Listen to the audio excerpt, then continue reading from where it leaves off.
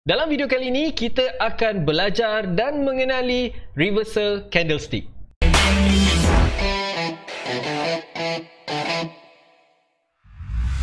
Assalamualaikum dan apa khabar semua? Kembali bersama saya Azwan Jufri, ataupun boleh panggil Trader AJ ataupun boleh panggil AJ, ikutlah mana-mana yang suka. Jadi seperti yang dijanjikan, dalam video kali ini kita akan belajar mengenai reversal candle. Tapi sebelum itu, sekiranya anda adalah seorang forex trader yang baru ataupun ingin mencuburi bidang forex dan juga mempelajari bidang forex, pastikan anda subscribe kepada channel ini dan juga tekan butang loceng itu, kerana di channel ini kita akan provide knowledge dan pembelajaran asas mengenai bidang forex secara percuma, tak perlu bayar apa-apa.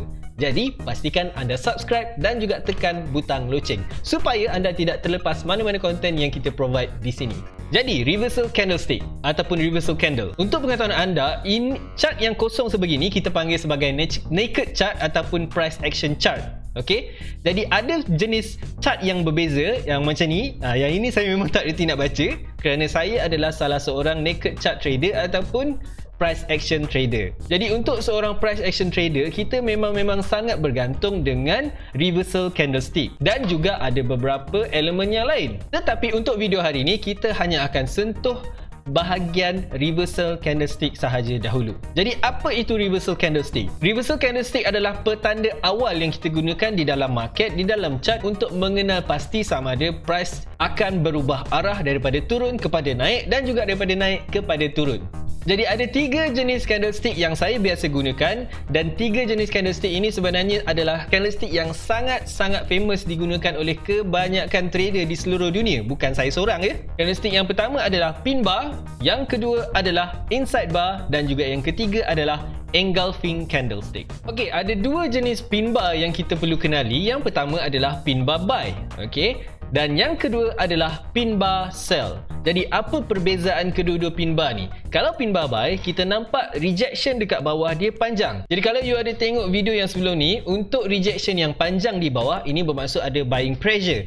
Jadi kalau kita jumpa pin bar buy ni, itu adalah petanda awal yang mana market dalam keadaan yang turun, dia akan bertukar menjadi naik. Jadi pada kebiasaannya pin bar akan berada di kawasan ini. So itu adalah pin bar buy. Untuk pin bar sell pula, kita nampak rejection yang sangat besar di atas ataupun shadow yang sangat panjang dekat atas menunjukkan ada rejection untuk sell daripada atas. Dalam erti kata lain, kita ada selling pressure. Jadi apabila kita jumpa pin bar sell, itu adalah petanda awal price daripada keadaan menaik, dia bersedia untuk turun. Dan pada kebiasaannya pin bar sell tu berada di kawasan ini. Okey, soalan yang biasa saya dapat berkenaan dengan pin bar buy dan juga pin bar sell ni, adakah warna pin bar ni mendatangkan apa-apa maksud ataupun membawa apa-apa perubahan kepada kita punya pin bar? Jawapan yang anda akan terima daripada setiap trader adalah berbeza, tetapi untuk saya pegang warna body untuk pin bar buy ataupun pin bar sell tidak membawa apa-apa kesan yang berbeza kepada pembacaan saya. Yang penting kita nak perhatikan adalah shadow kepada pin bar buy dan juga pin bar sell ini. Soalan yang kedua yang biasa saya dapat adalah, kalau rejection untuk pin bar buy ada ekstra sikit dekat atas macam ni, adakah dia membawa apa-apa kesan? Jawapannya adalah tidak. Yang penting dekat sini kita nak tengok adalah rejection dekat bawah ni besar ataupun panjang. Melainkan kalau rejection dekat bahagian atas ni dia terlalu panjang, dia jadi macam ni. Kalau rejection dekat atas ni kita nampak dia jadi panjang macam ni, ini dia membawa kesan kepada pembacaan market kita kerana ini bukan lagi dipanggil sebagai pin bar buy ataupun pin bar sell.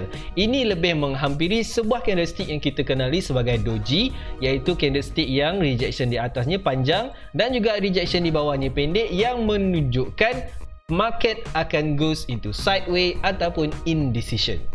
So itu kena ingat. Jadi kalau kita tengok dekat dalam chart ni, ini adalah antara contoh pin bar sell yang kita boleh jumpa. Sekejap ya. Okey, ini adalah contoh pertama untuk pin bar sell. Ini juga adalah pin bar sell. Yang di sebelah ni adalah pin bar sell juga. Persamaan yang kita nampak dekat sini adalah rejection dekat atas dia. Itu yang penting. Rejection dekat atas menunjukkan ada selling pressure. So ini memberi kesan kepada market yang dia akan bersedia untuk turun. Tapi kalau korang perasan, color dia merah, yang ini pula hijau. Tapi ketiga-tiga ini semua kita consider sebagai pin bar cell. Okey, contoh yang seterusnya adalah untuk pin bar buy. Of course, favorite saya untuk chart ini adalah pin bar buy. Walaupun body dia kita nampak ada besar sikit, tetapi disebabkan rejection dia adalah sangat-sangat panjang. Shadow dia kalau nak dibandingkan dengan body, shadow ni boleh dikatakan hampir 2 kali ganda daripada size body. So itu yang menyebabkan kita consider candlestick ini sebagai pin bar buy. Jadi ini pula adalah antara contoh candlestick yang rupa dia seakan-akan macam pin bar tapi dia bukan pin bar. Kalau kita perhatikan dekat sini, dua candlestick ni rupa dia seolah-olah macam pin bar, tapi dia sebenarnya bukan pin bar sebab kita nampak dekat sini rejection dekat bawah dia panjang, dekat atas dia boleh dikatakan hampir separuh daripada rejection dekat bawah. Jadi ini kurang meyakinkan untuk dikategorikan sebagai pin bar. Sama juga dengan candlestick yang seterusnya ni, rejection dekat atas ni terlalu panjang untuk kita kategorikan sebagai pin bar. Jadi ini bukan pin bar buy. Okey, kita beralih kepada candlestick yang seterusnya iaitu inside bar. Inside bar ni adalah dalam kategori reversal candlestick yang lebih daripada satu candlestick. Kalau kita tengok pin bar tadi, dia adalah sekeping candlestick sahaja. Tapi untuk inside bar, dia adalah candlestick yang lebih daripada satu. Jadi macam mana kita nak identify inside bar? Yang pertama, bentuk asas dia adalah kita ambil macam dekat sini dua candlestick. Candlestick yang pertama kita panggil sebagai mother bar. Macam mana kita nak determine mana yang pertama, mana yang kedua? Kita tengok di sebelah kiri. Yang di sebelah kiri ini kita panggil sebagai mother bar. Yang di sebelah kanan ni kita panggil sebagai anak-anak dia ataupun inside bar. Jadi macam mana kita nak klasifikasikan candlestick yang di sebelah kanan ni sebagai anak dia? Yang pertama, kita kena perhatikan high dekat shadow mother bar dan juga low dekat shadow mother bar. Apa-apa candlestick yang berada di dalam range ini kita kategorikan sebagai anak-anak dia. Okey? Ini mak dia, ini anak dia. Jadi kalau katakan kita ada lagi candlestick dekat dalam ni macam ni, ini contoh je lah Okay, kalau ada dua dalam ni maksudnya dia ada dua anak. Okay, kalau dia ada tiga macam ni maknanya dia ada tiga anak. Tak kisah, selagi dia berada dalam range high dan juga low untuk shadow mother bar, itu adalah inside bar. So apa akan jadi kalau ada candlestick di sebelah kanan ni yang memecahi ataupun melebihi high dan juga low kepada mother bar ni? Itu bermaksud inside bar ini dah pecah ataupun dia dah invalid. Jadi pada kebiasaannya, kebanyakan trader menggunakan sistem kalau pecah dekat atas dia akan buy, kalau pecah dekat bawah dia akan sell. But of course, dia tidak sesimpel itu. Semestinya kita akan ambil kira beberapa elemen lain di dalam trading, tapi itu kita akan bincangkan dalam video yang akan datang. Okey, contoh untuk reversal candle inside bar ni, kita tengok dekat sini pergerakan market adalah turun, naik, turun dan juga naik. Tapi dekat sini tiba-tiba kita nampak ada satu candlestick yang besar. Ini kita panggil sebagai mother bar. Okay? Dan high dan juga low kepada shadow mother bar ni, dalam ni kita ada nampak, dalam range ni kita ada nampak beberapa inside bar ataupun anak-anak dia. Dan sebaik sahaja ada satu candlestick yang pecah daripada limit ataupun low kepada candlestick ini, ini adalah momen di mana inside bar ni kita consider sebagai pecah ataupun dah invalid. So macam saya katakan tadi, apabila pergerakan market turun, naik, bila naik kita jumpa ada reversal candle seperti inside bar, dia akan turun dari sini. So boleh nampak pergerakan dia dekat sini. Contoh yang seterusnya kita tengok dekat sini, kalau kita, ada setengah orang dia suka inside bar yang lebih kecil, tak menjadi masalah. Ada yang prefer besar, ada yang prefer kecil. Itu ikut selera masing-masing. So macam dekat sini kita nampak inside bar ni, ini adalah mother bar dia. Ini anak dan seterusnya ada pecah dekat sini. So dekat sini kita boleh nampak inside bar ini sudah pun menjadi reversal candle yang successful. Jadi selain daripada dikenal pasti sebagai reversal candle, inside bar juga dikenali sebagai trend continuation candle. Ada setengah trader dia gunakan inside bar ni untuk determine sama ada trend itu akan berterusan ataupun tidak. Macam dalam contoh dekat sini, ini kita punya mother bar, ini anak-anak dia. Dekat sini kita nampak trend menurun ni berterusan. Contoh kalau bagi yang tak faham, kita nampak trend dekat sini naik, kemudian turun, naik, kemudian turun. Bila sampai dekat sini ada inside bar. So decision dia adalah adakah dia akan naik ataupun turun. Tapi memandangkan dia pecah dekat bawah, so trend turun itu ataupun downtrend itu berterusan ke bawah. Alright? Faham? Jadi reversal candlestick yang terakhir iaitu favourite saya, iaitu bearish dan juga bullish engulfing. Okay, first kita tengok dulu untuk bearish engulfing. Bearish engulfing adalah reversal candlestick yang merangkumi dua candlestick sahaja. Okay, dia berbeza dengan inside bar tadi. Okay, macam mana kita nak identify sesebuah engulfing candlestick? Pertama, kita tengok dulu bearish engulfing. Cara yang pertama adalah candlestick yang di sebelah kiri mestilah lebih kecil daripada candlestick yang di sebelah kanan. Kita ukur kecil dan besar dia melalui body candlestick tersebut. So macam kita tengok dekat sini, body kepada candlestick yang pertama lebih kecil berbanding dengan body candlestick yang kedua. Okey, syarat yang kedua untuk sesebuah bearish engulfing candlestick adalah candlestick yang pertama mestilah berwarna hijau ataupun bullish candlestick.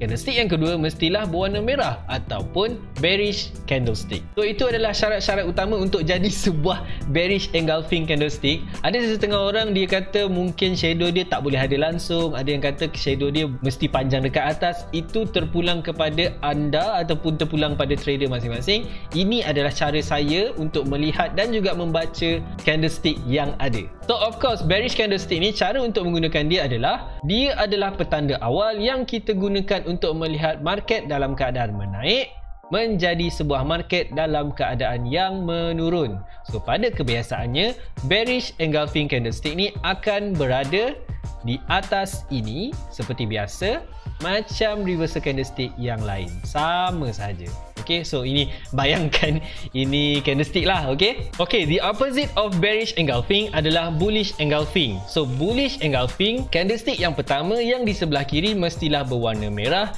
dan bodinya mesti lebih kecil berbanding dengan candlestick yang di sebelah kanan, iaitu candlestick yang kedua, dan juga candlestick yang kedua mestilah berwarna hijau.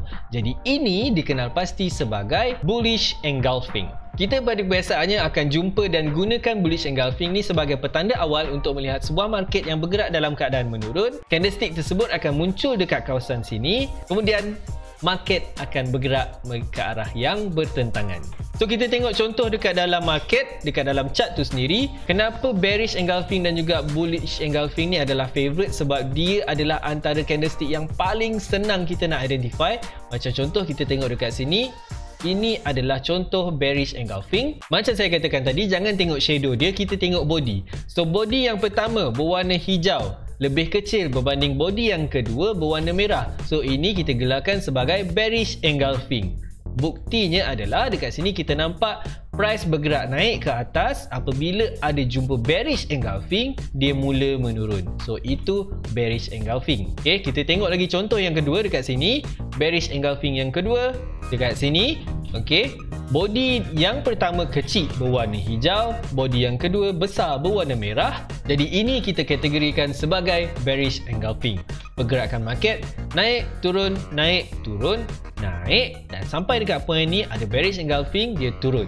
Okey, contoh untuk bullish engulfing. So kalau kita nampak dekat sini, ini adalah candlestick yang pertama, ini adalah candlestick yang kedua. Technically ini adalah sebuah pin bar. Jadi bila kita jumpa signal ataupun reversal candle yang bergabung macam ni, iaitu pin bar bergabung menjadi sebuah engulfing candle, so itu sebenarnya adalah petanda yang lebih kuat untuk kita yakin market itu akan berubah arah daripada turun kepada naik. Okay, so kalau kita nampak kat sini, kita abaikan shadow, kita tengok body dia. Yang ini considerably lebih kecil berbanding dengan yang kedua. Jadi ini adalah sebuah bullish engulfing. Pergerakan market pula turun, naik, turun, naik, turun. Jumpa dekat sini, kemudian naik. Jadi untuk memudahkan anda semua untuk faham konsep ni, sebenarnya engulfing ni bermaksud menelan. Bermaksud candlestick yang kedua ni body dia menelan candlestick yang pertama, sekaligus menunjukkan yang pressure untuk buy dan juga sell itu berubah. Okey, suka untuk saya pesan dekat sini, bukan semua reversal candlestick yang kita jumpa dekat dalam bucket menjamin 100% market itu akan berubah arah. Kadang-kadang kita ada jumpa juga reversal candlestick dekat dalam market, tapi dia tidak menghasilkan results ataupun pergerakan yang kita expect. So itu adalah normal, sebab reversal candlestick ni adalah tool yang kita gunakan untuk kita predict dan juga tingkatkan probability kita membaca keadaan dan pergerakan market secara lebih tepat. Jadi kena ingat, dia bukan sesuatu yang 100% confirm akan berlaku. Alright? If you guys learned something from the video, please give it a thumbs up. Jangan lupa belanja like dan juga pastikan anda subscribe kepada channel ini dan juga tekan butang loceng untuk memastikan anda sentiasa menerima konten dan juga video yang akan datang di channel ini. My name is Azwan Jupri. I thank you guys again for watching and I will see you guys again in the next video. Bye bye.